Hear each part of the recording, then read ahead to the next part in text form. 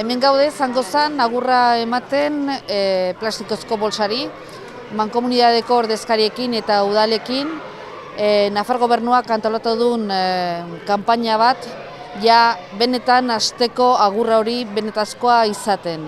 Hemen hasi gara Zangozan eta jarraituko dugu Nafar guztian kanpaina hau antzinera eramaten. Kanpainan egonen da alde batetikan partzuergoa, hondakinen partzuergoa, bai Iruña herriko mankomunidadea eta Nafar gobernuko departamentua. Agurra emateko plastikoari berri.